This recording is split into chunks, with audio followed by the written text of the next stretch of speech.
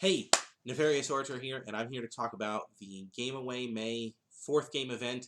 This was on Monday, May the 4th, and we played a Star Wars game. So, May the 4th be with you, May the Force be with you.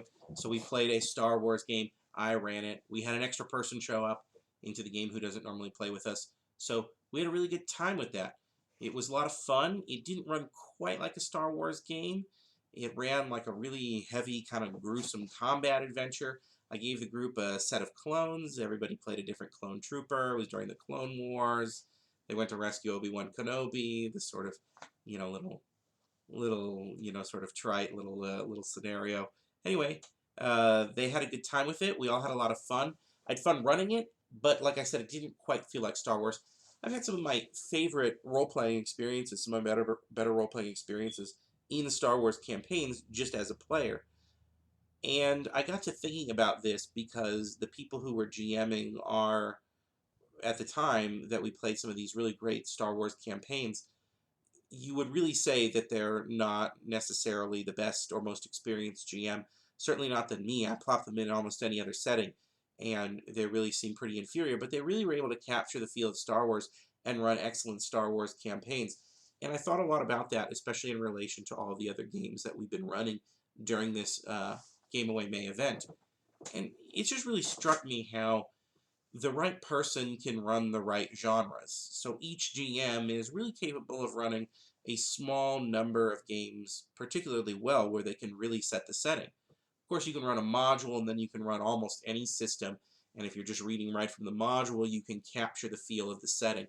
But even with that, the GM really does need to be able to get into character for most settings to run them where they have a great feel for that particular type of story.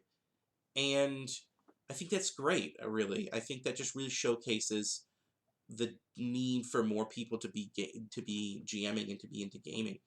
And you get that through having a wide variety of games that are playable for people. Not only just because it appeals to different people on a player level.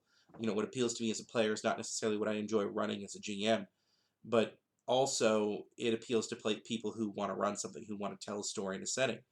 And to some extent, a game master is a storyteller. You're running a game for people, so you're not Stephen King. Let's not get to super pretentious about it or anything like that.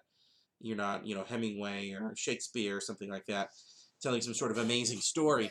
You're a game master, but you are doing some storytelling, and you do set the scene and set the tone, and that is where your artistic vision is going to come into play, and where what you can do and offer uniquely as a GM matters. So I just kind of want to cut this one short because I've got more to make because I've just been so delayed in doing everything. But I think that was the main takeaway I took from the Star Wars night, was just that really each GM has something that they can do. Every player probably has a genre that they can tell really well. And if you want to branch out and have a diverse amount of games that you play as a group, you're going to need more than one person to run stuff. If your games are feeling stale in your group and you're not the person running things and you've got one guy who's GMing and you're saying it's the same stuff over and over and over again, it's up to you to inject life into your game.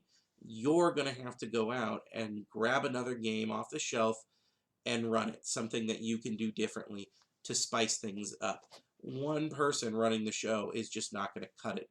So I think most groups need to really focus on that. You really need more than one person uh, role playing the characters. More than one person creating the setting, and that's going to come through more people stepping up and GMing.